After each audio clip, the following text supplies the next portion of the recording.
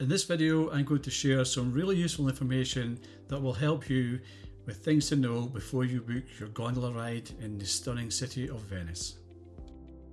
If you're new to my channel, I try to create content that not only provides reviews of the locations that I visit, but also some useful information such as where you can buy tickets, the ticket cost, and how to get to locations. So if that's something that you think you'll enjoy, then please, during the video, please consider hitting a thumbs up and subscribe to my channel so you don't miss any of my other content. At the end of the video, I'll also share a different type of gondola ride you can take in Venice. So the first thing you need to know is how much does a gondola ride cost? The price of a gondola ride in Venice is fixed, so between 9 AM and 7 PM it's €90, and between 7 PM and 4 AM it's €110. The daytime gondola rides is 30 minutes, and between 7 and 4 AM you get 35 minutes. Maximum number of passengers for the gondola ride is 5. So as I said, it's a fixed price, so if there's just one passenger or 5 passengers, it's still the same price.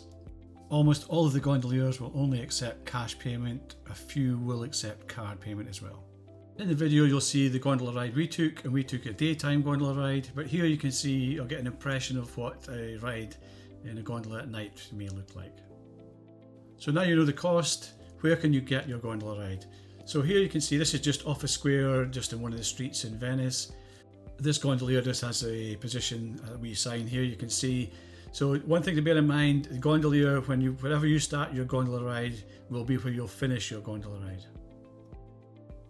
Another option may just be to join your gondola ride in one of the many side canals like you can see here. There are numerous gondola positions just like this. And finally, the most commonly known one is the large gondola base just off St Mark's Square, where there's multiple gondoliers and gondolas, and you can start your gondola ride here. You then need to decide what type of gondola ride you would prefer. Would you like one that's just in the nice quiet sort of side canals? Would you like one that's predominantly on the main canal? Or would you like one that's a mixture of both? Here you can see a classic example of just a sedate journey through some of the quieter canals, the side canals off the Grand Canal. If you're not familiar with Venice, you can see Venice, the Grand Canal cuts right through the centre of the city, and as you'll see here, it is significantly different to the sort of quieter side canals that lead off the Grand Canal. So it's important you decide which type of sort of gondola ride that would suit you better, that you prefer.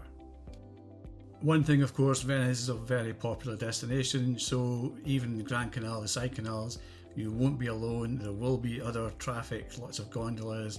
The Grand Canal also shares traffic with the private water taxis, the Vaporetto, etc. So here you can see it is quite busy in the Grand Canal. However, being Venice, it's also busy on the side canals as well. So this is where we took our gondola ride from, just one of the side canals off one of the main streets in the city, close to St Mark's Square. Remember I said the gondolier will drop you off where they pick you up.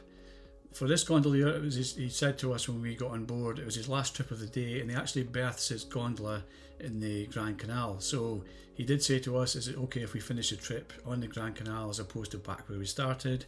And we were perfectly happy with that. So just be aware, it is something that could happen to you. This actually worked out quite well for us because we wanted a mixture of the side canals as well as the Grand Canal, so it just worked out perfect for us.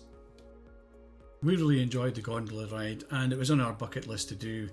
It was just really nice just to be sitting there. They're really comfortable, and just experience the sort of world going past on a Venetian gondola. It was just something that you don't experience every day of the week. Here you can see us leaving the side canal, and then we're just heading into the Grand Canal, which obviously is visually very different. The water can be a lot more choppy, obviously if you've got vessels going up and down some of the bigger Vaporettos. So if you do suffer from motion sickness, then I would recommend just sticking to the quiet canals because it's really peaceful there, and the Grand Canal can be a bit choppier. It's also quite a different experience. Yes, you get to see here the Rialto Bridge, but you can see you've got like police boat going past. You've got a lot more gondolas alongside cutting across your path, so it is a different experience to the side canals. Here you can see the Alla Laguna boat that takes you to the airport. I do have a video actually on getting to Venice from Venice Airport, so if you click the link above you'll get more information on that. So we've covered the cost of the gondola, where you can get your gondola, the type of gondola ride in terms of the quiet canals or the Grand Canal, and just wanted to add one final tip that you may or may not be aware of. And here you can see it, it's the Traghetto. It's a gondola that you stand up in, and for €2 it will take you across the Grand Canal. I think there's 7 different locations you can get these, so if you're tired of walking and you want a shortcut, it's a good option just to pop onto the Traghetto and get to the other side of the canal. I do hope you've enjoyed this short video, found information useful. If you have, please consider hitting a thumbs up and also subscribe to my channel. I really would appreciate it. Thanks for watching and hopefully see you on the next one.